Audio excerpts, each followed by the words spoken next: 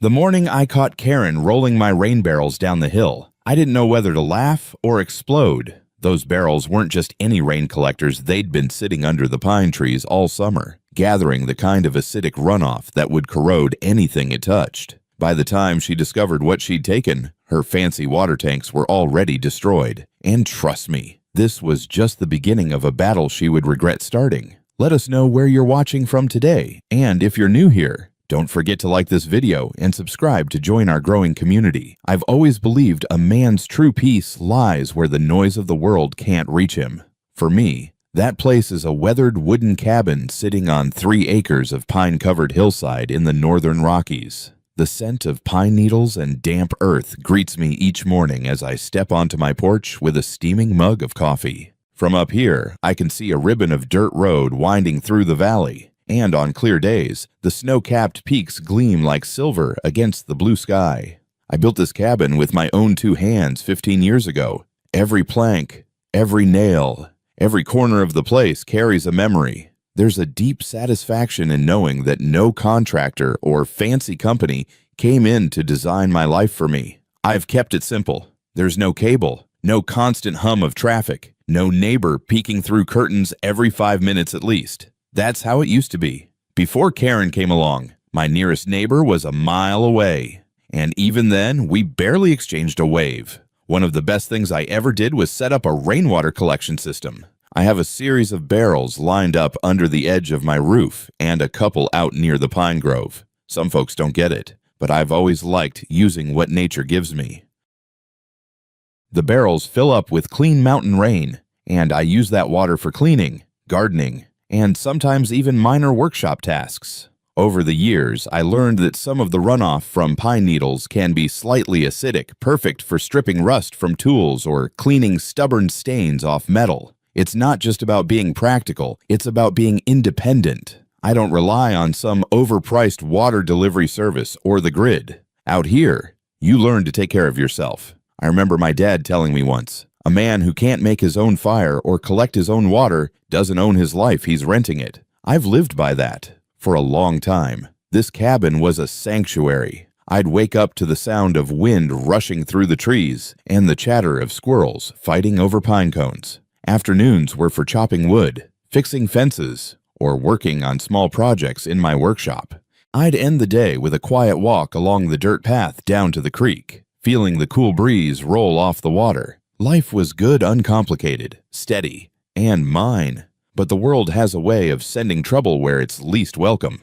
About 2 years ago, the land just beyond my southern fence line got sold off. The new owner was a woman named Karen, though. Trust me, the name isn't the worst thing about her. She didn't just move in, she brought her whole sense of suburban control with her. Within a month of her arrival, she had a clipboard in hand, marching up and down the road like she was running the place. She claimed she was reestablishing the HOA, something that had been long dead out here. I laughed when I heard it, thinking there was no way anyone would take her seriously. But Karen was the kind of person who thrived on control. She sent letters, real printed letters, telling me my cabin porch was not up to code. She complained about my woodpile looking unsightly, and even told me the barrels under my trees were illegal water containers. Illegal? I built this place on private land, with no HOA rules touching me. At least, that's what I thought. At first, I ignored her. I figured, like most busybodies, she'd run out of steam when no one fed her power trip. But Karen didn't slow down. If anything, she escalated. I'd catch her standing at my fence line with her phone out, snapping pictures of my property like some kind of self-appointed inspector. One morning, as I sipped my coffee, I saw her across the field, eyeing my rain barrels with that sharp, judgmental look. I didn't think much of it until the day I discovered she'd crossed the line. But that, as they say, is a story for the next part. Karen wasn't just a neighbor, she was a storm wrapped up in a pastel cardigan, ready to unleash chaos on anything that didn't fit her idea of order. The woman had a permanent scowl, as if the world was a messy room and she was the only one holding the mop. From the day she moved in, I noticed her walking around with that stiff posture, chin tilted up like she was inspecting the land for flaws. She had a brand new SUV that she parked at perfect angles, like she was in some kind of showroom. Her yard, in contrast to the rugged beauty of the mountain landscape. Looked like it belonged in a suburban catalog-trimmed bushes, little white decorative stones, and a tiny HOA rules keep a safe sign stuck right in the middle. I'll admit, it made me laugh the first time I saw it. Out here, nobody cared about HOA rules. We lived by nature's rules. If it snows, you shovel. If it rains, you stay dry.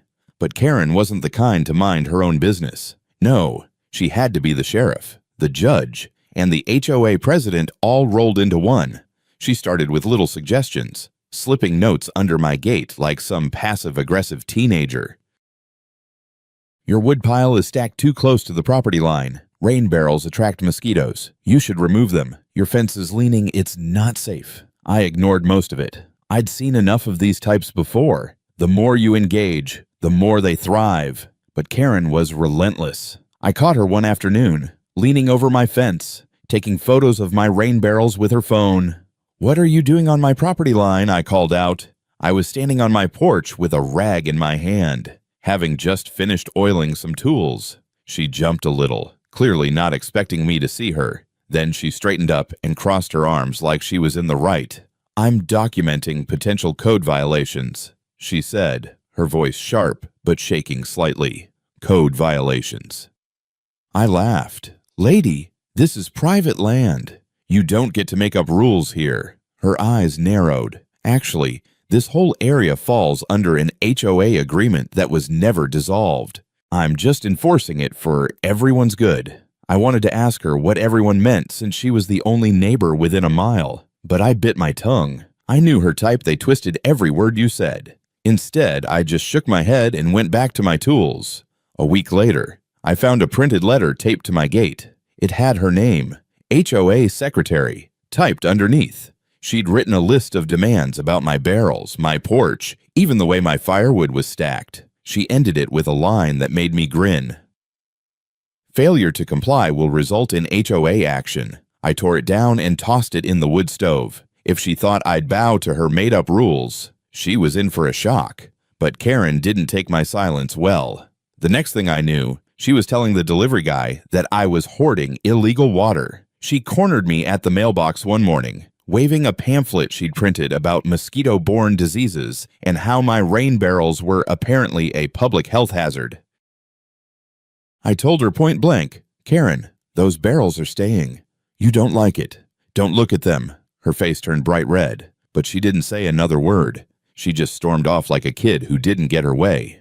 I should have known that silence meant trouble was brewing. The breaking point came one weekend after a heavy rainstorm. I'd been inside, sanding down an old table I was refinishing. When I stepped outside to grab some water from the barrels, I noticed something odd. 3 of them were gone. At first, I thought maybe the wind had knocked them over and rolled them down the hill, but the ground was wet, and I could see the drag marks leading straight toward Karen's property. My heart sank. Then anger flared like a match. She didn't just snoop or nag, she stole. I walked to the fence line, and sure enough, there they were, my barrels, lined up neatly behind her house, hooked into her fancy tank system like they belonged to her. That was the moment I knew this wasn't just an annoying neighbor situation. Karen had crossed the line, and I wasn't about to let her get away with it. I can still feel my jaw tightening when I remember that morning. The sun had barely cleared the ridge, and the dew was still glistening on the pine needles when I spotted those drag marks.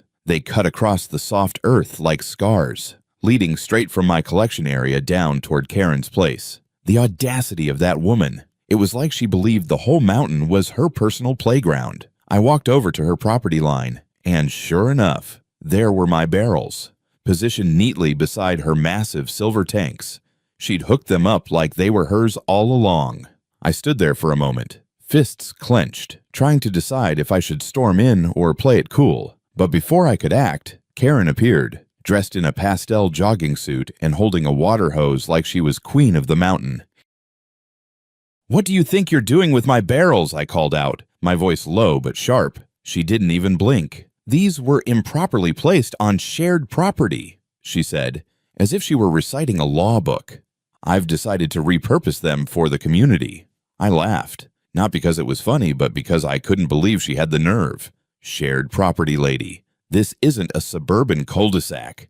That's my land, and those are my barrels. Put them back." She smirked, tilting her head like I was the one being unreasonable. "If you're that desperate for water, you can collect it the right way. Your system was unsightly and potentially hazardous. I've improved it." I took a step closer to the fence, my voice turning cold. "You have until sundown to return them, Karen, or I'll be making a call you won't like." Her eyes flashed with that mix of arrogance and spite that only people like her seem to have. "Oh, please, call whoever you want. You'll find I'm not the one breaking the law here." And with that, she turned her back on me, walking toward her porch like the conversation was over. I stood there, breathing hard, my mind racing. She had no idea what she'd just done. Those barrels weren't filled with fresh mountain spring water. They were full of rainwater that had been running off pine bark and old metal roofs, a mixture that made the water highly acidic. I used that water to strip rust off tools and clean corroded iron parts. It wasn't meant for drinking or irrigation. At first, I thought I'd march right over and warn her, maybe even dump the barrels myself before she did something foolish. But the more I thought about it, the angrier I got. Karen had barged into my life, made up her own rules, and now she'd stolen from me. Maybe a little reality check would do her good. So I waited. The next day, I was sitting on my porch sharpening a hatchet when I heard a scream. It wasn't just a startled yelp, it was the kind of shriek that told you something had gone terribly wrong. I looked up and saw Karen flailing her arms near her tanks. From where I sat, I could see streaks of brownish water spilling out from the seams of her silver containers. The acid rainwater had started eating into the metal, corroding it from the inside. I walked over slowly, my hatchet still in hand. "Problem, Karen," I called out, trying to keep my tone neutral. She spun around, her face pale and furious. "What did you do to this water? It's ruined my entire tank system. The metal is corroding." I leaned against the fence, pretending to think. "Funny thing about rainwater," I said, "depends on where you collect it. Those barrels weren't for drinking water. Karen, I use that runoff to strip rust. It's pretty acidic." Her jaw dropped. "You mean you let me take contaminated water?" I raised an eyebrow. "Contaminated? No. It's just not something you pour into a brand new steel tank unless you want holes in it. But hey, you did say you were improving things."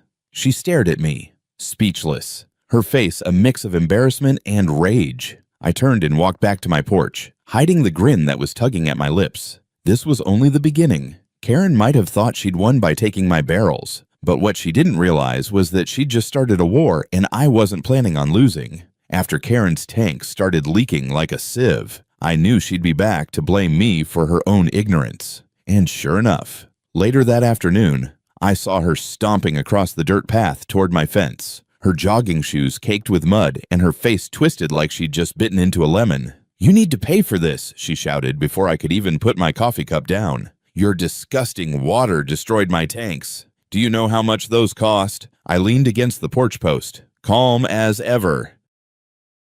"Sounds like you have a storage problem." "Not me. This is sabotage," she cried. "You deliberately set me up." "Set you up," I chuckled. "Karen, you stole my barrels. I didn't pour anything into your tanks. What happened to your fancy setup is just basic chemistry." She blinked like she didn't understand a word I said. So, I decided to break it down for her. Slow and simple. When rain falls in these mountains, especially near pine trees and old roofs, it picks up minerals and compounds that make it acidic. It's not dangerous if you use it for the right things, cleaning tools, stripping rust, washing off grime. But pour that into raw steel tanks. Well, let's just say the tanks don't last long. Her mouth opened and closed like a fish. "You mean you keep corrosive water in those barrels? It's not corrosive by itself," I explained. "But when you let that water sit in contact with unprotected metal, the reaction eats away at the surface. That's why I use heavy plastic barrels and not steel ones. You know, the kind you stole." She turned beet red, but I wasn't done. "If you had asked me, I might have told you what was in them, but instead, you thought you could just take what isn't yours. That's on you." Karen stomped her foot like a child. "I'm calling the HOA. This is an environmental hazard." I almost laughed right there. "HOA Karen, this land isn't part of your fake little HOA meetings. I checked the deeds years ago. The HOA dissolved when the last president moved out. You've been running a ghost club all by yourself." The look on her face was priceless. She stammered for a second, then turned and stormed off. But I could tell this wasn't over. People like Karen never back down, they just find another angle. Over the next few days, I kept an eye on her. I'd be out splitting firewood or working on my porch, and I'd catch glimpses of her pacing her yard with her phone, probably Googling how to sue your neighbor. She even had a couple of strangers come by, guys with clipboards and polo shirts, who looked like they'd rather be anywhere else. I guess she called in some so-called inspectors to verify my barrels were illegal. One of them approached me while I was fixing a hinge on the gate. "Sir, we're here to check on some reports of improper water storage," he said, sounding half confused. I smiled. "On whose authority, the HOA," he answered. I handed him a copy of the land survey and HOA dissolution papers I kept in my workshop for moments like this. "Nice try. But there's no HOA jurisdiction here. You're standing on private property. Unless you have a court order, I suggest you step off my land." The guy mumbled something and left without much of a fight. What Karen didn't realize is that I knew my land and my rights better than she knew her own reflection. She could call whoever she wanted. I had documentation to shut them all down. But I wasn't just going to sit back. No, I wanted Karen to learn a lesson she wouldn't forget. That's when I decided to collect even more of the acidic runoff, filling up 2 extra barrels just for maintenance purposes. I wanted her to see, loud and clear, that I wasn't going to stop collecting rainwater just because she had a grudge. Every time it rained, I made a show of checking my barrels, tightening the lids, and even labeling them tool cleaning water in big black letters. One afternoon, she yelled from her yard, "You're just rubbing it in now, aren't you?" I smiled, leaning on my shovel. "No, Karen, I'm just minding my business. Maybe you should try it sometime." I could almost hear her grinding her teeth from across the fence. A week later, the situation with her tanks went from bad to worse. The acidic water had eaten through a few seams, and now her precious silver tanks were leaking like a busted fire hydrant. I heard her cussing and kicking at them early one morning, and I'll admit, I took my sweet time walking out to my porch, just to watch. She glared at me like I was the devil himself. "You'll pay for this," she snarled. "Funny," I said. "Last I checked, the thief pays for what they steal, not the other way around." Her face flushed crimson, but she had no comeback. She turned on her heel and marched back to her house, slamming the door so hard the windows rattled. I knew what was coming next. Karen was going to escalate, and if she wanted a fight, I was more than ready. The morning her tanks finally gave out is burned into my memory like a scene from a movie. It was early just after sunrise when I heard the unmistakable sound of metal splitting. At first, I thought it was a fallen tree branch or maybe the old fence gate creaking, but then I heard her scream. Not just any scream, it was the kind of wild, panicked shriek that makes the birds scatter out of the trees. I walked onto my porch, coffee mug in hand, and saw water shooting out of Karen's yard like a geyser. Her 2 gleaming silver tanks, the ones she'd been bragging about for weeks, were buckling under the pressure. Rusty brown streaks ran down their sides, and water gushed through jagged holes like someone had taken a shotgun to them. She was running around in her robe, frantically trying to jam towels into the leaks. But it was hopeless. I leaned on the porch railing, sipping my coffee, and called out, "Need a hand, Karen!" She froze, her hair sticking out in all directions, and glared at me like I'd caused an earthquake. "This is your fault!" she shouted, pointing at me with a soaked towel. "Your toxic water destroyed my tanks." I raised an eyebrow. "My toxic water? That's an interesting way to describe something you stole." "You tricked me. You knew I'd use that water," she yelled, her voice cracking. I shook my head, still calm. "Karen, I didn't trick you. I didn't ask you to take my barrels. You did that all on your own. What you're dealing with right now, that's called karma." She stomped her foot in the puddle, splashing herself even more. "This isn't over. I'm taking this to the HOA board." I laughed so hard I nearly spilled my coffee. The HOA board. Karen, you are the board. You're the only member of your imaginary little club." Her face went red, and for a moment, I thought she might actually throw the towel at me. Instead, she let out a frustrated grunt and stomped back into her house, leaving the water to spray across her perfect yard.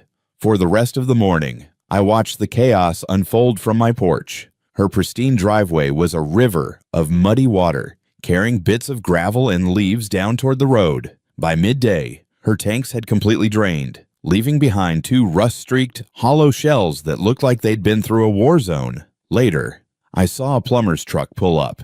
A young guy with a toolbox walked around the yard, shaking his head as Karen frantically gestured at the wreckage. I couldn't hear their conversation, but the look on his face said it all. Those tanks were done for. I'll admit, there was a part of me that wanted to rub it in, to remind her that if she just minded her own business, none of this would have happened. But I also knew people like Karen don't learn through reasoning. They only learn when they hit a wall, and she just crashed into one. That afternoon, I went down to check my own rain barrels. They were still lined up neatly, untouched, catching the light drizzle that had rolled in. As I tightened the lid on one of them, I caught Karen watching me from her window. Our eyes met, and I gave her a little nod, half smirk, half warning.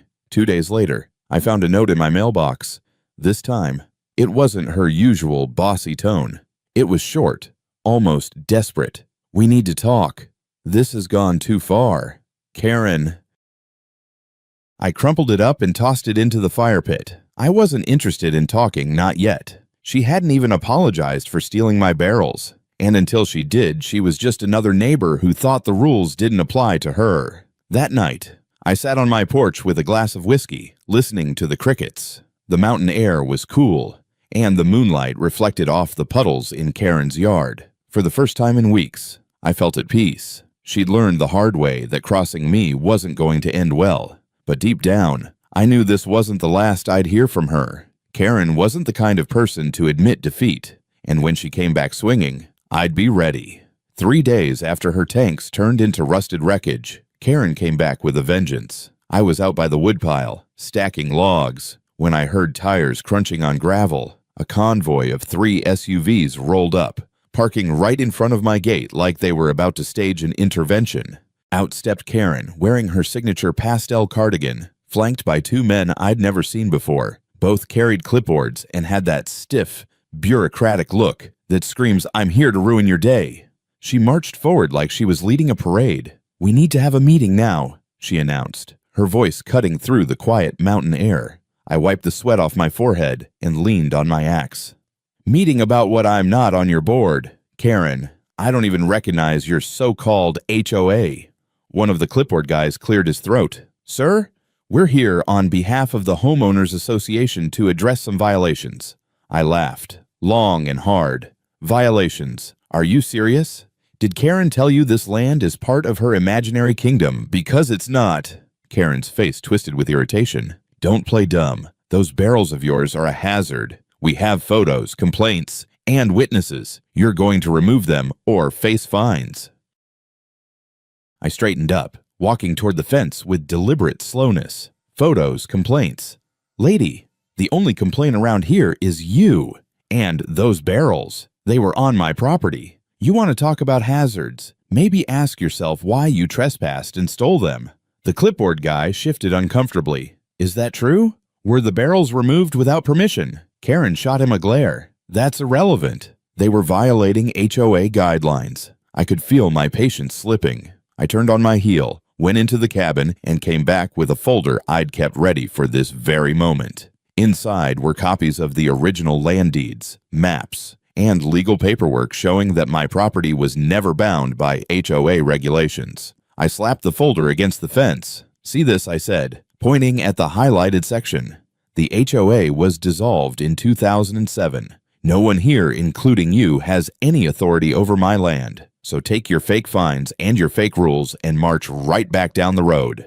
The men with clipboards leaned in to read the papers. One of them nodded. "She's right," he said to Karen quietly. "If the HOA was dissolved, we don't have jurisdiction here." Karen's face went pale, but she wasn't done. "Well, dissolved or not, I still have a right to maintain community standards, and this man's barrels are stolen." I cut in sharply. "They were stolen. Karen, and you use them to ruin your own tanks. You owe me an apology, not a lecture." For a moment, there was silence. The men looked between us like referees at a boxing match. Finally, one of them muttered, "Ma'am, I think we're done here," and started walking back to his SUV. Karen's lips quivered, but all she managed was, "This isn't over." She turned and stormed off, heels clicking on the gravel as if she could stomp the earth into submission. Later that evening, I decided to set the record straight once and for all. I printed out a series of photos from my security cameras, clear images of Karen dragging my barrels across the property line. I sent copies to the local sheriff's office along with a written statement of trespassing and theft. I wasn't aiming to get her arrested, but I wanted her to know I was serious. The next day, I saw the sheriff's truck parked outside her house. I stood on my porch, arms crossed, watching as she argued with the deputy for a good 15 minutes. By the time he left, she looked like someone had popped her balloon. That night, I got a knock at my door. It was Karen. For the first time since she'd moved in, she looked human. Her face was tired, her voice quieter than I'd ever heard it. "Look," she said, "maybe we got off on the wrong foot. I thought I was helping the neighborhood, but maybe I went too far." I leaned against the doorframe. "You think," she winced, "I'll replace your barrels, and I'll cover the cost of the damage to my own tanks. Let's just call it even." I didn't answer right away. I wanted her to sweat a little. Then I nodded slowly. "Replace my barrels, stay off my property, and we won't have a problem." She nodded, muttering a quick fine before heading back down the road. I knew better than to think Karen was done stirring trouble. People like her always come back for round two. But for now, the score was even, and I had no intention of letting her win the next round. After that tense truce with Karen, I thought I might get a week or two of peace. But, of course, Karen couldn't help herself. A few days later, I received a letter, not from her, but from some lawyer she had apparently hired. It was full of legal jargon about negligence, unsafe property practices, and damages caused by contaminated water. I laughed so hard I almost spilled my coffee on the letter. Did she really think she could sue me for her own stupidity? She'd stolen my barrels, filled her tanks with acidic runoff, and now wanted to pin the blame on me. Oh, she was out of her mind. Instead of getting angry, I decided to hit back in a way she wouldn't see coming. I called my buddy Dean, a retired attorney who spent 30 years dealing with property disputes. Dean came over the next afternoon, reviewed all my paperwork, and smirked. "She doesn't have a leg to stand on," he said. "In fact, you've got grounds for a counterclaim trespassing, theft, harassment. If you want to, we can file and make this very uncomfortable for her." I nodded. "Do it. I'm tired of her thinking she can bully me."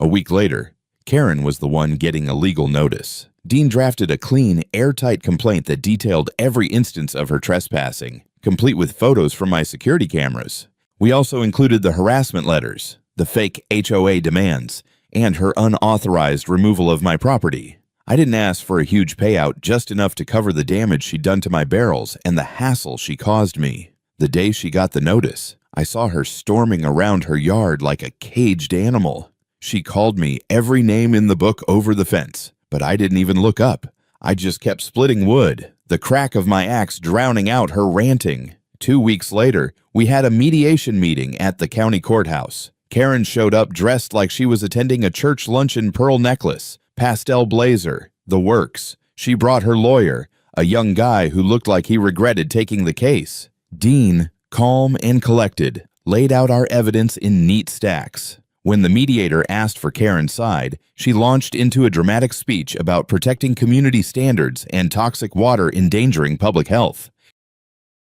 Dean let her talk, then pushed the photos of her dragging my barrels across the property line across the table. "Did you, or did you not, remove this man's property without permission?" the mediator asked. Karen's lawyer leaned in, whispering something that made her face go pale. She stammered, I was just enforcing the HOA rules." Dean smiled like a wolf. "The HOA was dissolved years ago.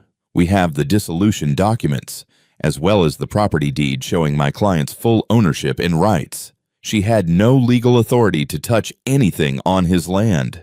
The mediator nodded. turning back to Karen. "Ma'am, unless you can provide evidence of an active HOA or any valid ordinance that permits your actions, I strongly advise you to settle." By the end of the session, Karen agreed to pay for my damaged barrels and signed a written statement promising never to interfere with my property again. I could tell it burned her pride, but she had no choice. When I walked out of that courthouse, the air felt lighter. Dean clapped me on the back. "You handled that well," he said. "Feels good to finally shut her down." I replied, "But something tells me she's not going to give up that easily." Dean laughed. "Then we'll be ready for round 2, if there is one." Back at the cabin, I installed a new set of heavy-duty rain barrels, this time chaining them to concrete anchors just in case Karen decided to get any bright ideas. I even put up a motion-activated camera pointed straight at the collection area. If she so much as sneezed near my fence, I'd know. For the first time in months, I slept without worrying about what she might do next. And as I sat on my porch the next morning, sipping coffee while the sun rose over the mountains, I couldn't help but smile. Justice felt good. The days after the courthouse meeting were oddly quiet.